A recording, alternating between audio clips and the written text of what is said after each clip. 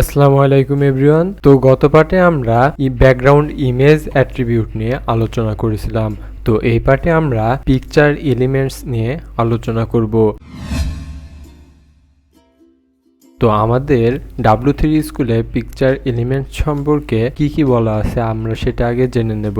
তো এখানে W3 স্কুলে বলা আছে পিকচার এলিমেন্টস এর মধ্যে আমরা সোর্স একটা এলিমেন্টস নিতে পারবো, অর্থাৎ এই যে সোর্স এলিমেন্টটা আছে এটা একটা ট্যাগ। এই সোর্স ট্যাগের মধ্যে আমরা src সেট নামক একটা অ্যাট্রিবিউট আছে, আমরা এই অ্যাট্রিবিউট ব্যবহার করব, মিডিয়া ব্যবহার করব এবং প্রয়োজন পড়লে আমরা স্টাইল নামক প্রপার্টি ইউজ করব। তো আমাদের W3 স্কুলে একটা এক্সাম্পল দেওয়া আছে এবং এখানে একটা পিকচার ট্যাগ নিয়েছে এবং এই পিকচার ট্যাগের মধ্যে দুইটা সোর্স ট্যাগ নিয়েছে এবং এই সোর্স ট্যাগের মধ্যে মিডিয়া নামক একটা প্রপার্টি নিয়েছে, src সেট নামক একটা প্রপার্টি নিয়েছে এবং নিচে আরেকটা ইমেজ ট্যাগ নিয়েছে। তো আমরা ঠিক একইভাবে আমাদের ভিজুয়াল স্টুডিও কোডে যাব এবং আমরা ওইখান থেকে প্র্যাকটিস করব, অর্থাৎ বিস্তারিত এখানে আলোচনা করব।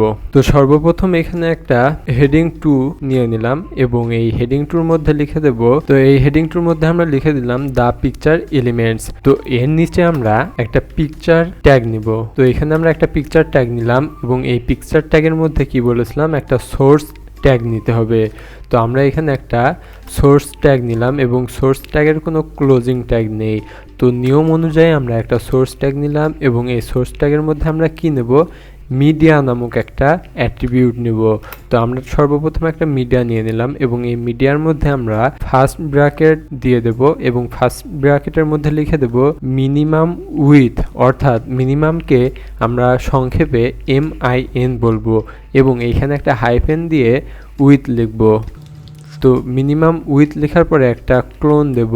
ক্লোন দেওয়ার পরে এখানে আমরা লিখে দেব আমরা মিনিমাম উইথটা কতটুকু চাচ্ছি। তো এখানে আমি 550 পিক্সেলের একটা উইথ চাচ্ছি।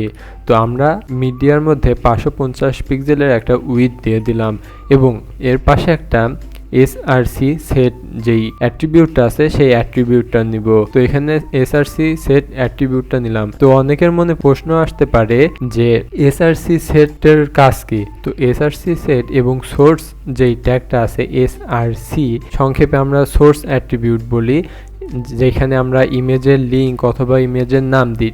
src সেট এর কাজও সেম। তো এখানে আমরা একটা ইমেজের নাম দিয়ে দেব। তো ইমেজের নামটা দেব আমরা fuad.jpg এবং ইমেজ কিভাবে এখানে অ্যাড করতে হয় তার এর আগের পার্টেও বলেছি, তার আগে আরও একটা পার্ট বানিয়েছিলাম, অর্থাৎ দুইটা পার্টে ইমেজ কিভাবে অ্যাড করতে হয় আমরা বলেছি। তো এখানে একটা ইমেজ দিয়ে দিলাম। তো আমরা এখানে একটা ইমেজ দিয়ে দিলাম।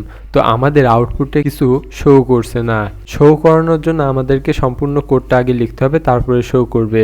তো এখানে আমরা আরও একটা সোর্স অ্যাট্রিবিউট নিতে চাই।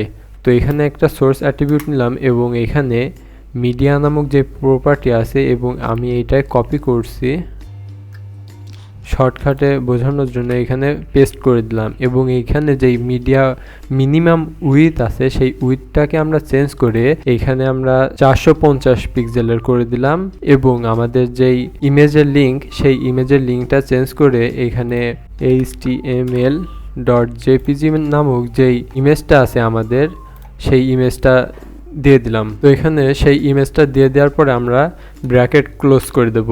এখনও আমাদের ইমেজটা শো করছে না। তো এখানে এর নিচে যদি আমরা একটা img ইমেজ ট্যাগটাকে কল করি, তো এখানে আমরা ইমেজ ট্যাগটা নিলাম এবং এই ইমেজ ট্যাগের মধ্যে একটা src অ্যাট্রিবিউট নিব এবং এই src অ্যাট্রিবিউটের মধ্যে আমরা আরও একটা ইমেজের লিংক দিয়ে দেব। তো আমাদের 3টা ইমেজ আগে থেকে নেওয়া ছিল, তার মধ্যে 2টা দিয়ে দিয়েছি এবং আরেকটা বাকি আছে, তো সেটা আমি দিয়ে দিলাম।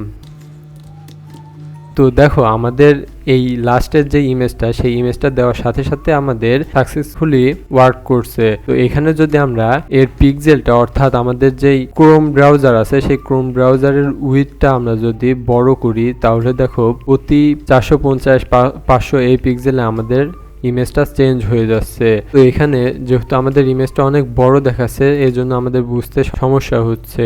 তো এজন্য আমরা প্রতিটা ইমেজের পাশে একটা স্টাইল প্রপার্টি ইউজ করব এবং এই স্টাইল প্রপার্টির মধ্যে হাইট দিয়ে দেব এবং উইথ সেট করে দেব। তো আমি এখানে 300 পিক্সেলের একটা হাইট দিতে চাচ্ছি এবং এর পাশে একটা উইথ দিতে চাচ্ছি। তো এখানে আমরা উইথ দিলাম, 500 পিক্সেলের একটা উইথ দিলাম। সবগুলোর ক্ষেত্রে সেম কাজ করা লাগবে এবং আমরা এটা কপি করলাম, কপি করে প্রতিটা সোর্স ট্যাগের পাশে এটা পেস্ট করে দিলাম।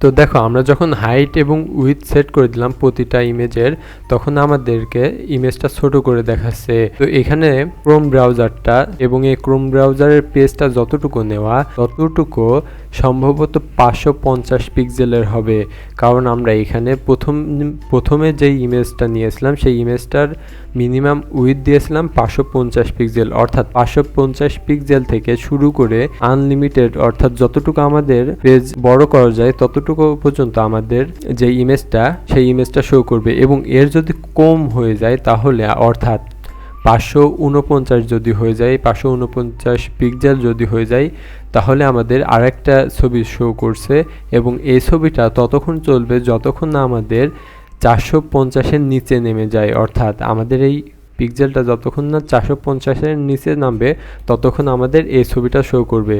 তো দেখো আমরা এটা ছোট করতে করতে যখন আমরা 450 পিক্সেলের নিচে আসলাম তখন আমাদেরকে অন্য একটা ছবি শো করছে। তো এটাই মূলত পিকচার ট্যাগের কাজ। তো এই পিকচার ট্যাগের মধ্যে আমরা অসংখ্য সোর্স ট্যাগ নিতে পারবো। এটার নিয়ম হচ্ছে প্রথমে আমাদেরকে সোর্স ট্যাগ নিতে হবে, আমরা যে কয়টা নিতে চাই, 1টা 2টা 5টা 10টা 1000টা পর্যন্ত আমরা সোর্স নিতে পারবো, এরও বেশি নিতে পারবো আমরা চাইলে, কোনো সমস্যা নেই। সোর্স নেওয়ার পরে লাস্টের যেই ইমেজটা সেই ইমেজটাকে আমরা ইমেজ যেই ট্যাগ সেই ট্যাগের মধ্যে রাখবো, নাহলে আমাদের কাজ করবে না, এই প্রসেসটা কোনো কাজের আসবে না। এই পার্টে এইটুকুই। পরবর্তী পার্টে আমাদের W3 স্কুলের সিরিয়াল অনুযায়ী আমাদের যে প্রপার্টিগুলো মিস চলে গেছে, যেমন ফেভি আইকন, তারপর টেবিল, লিস্ট, এই সমস্ত বিষয় নিয়ে আমরা আলোচনা করব।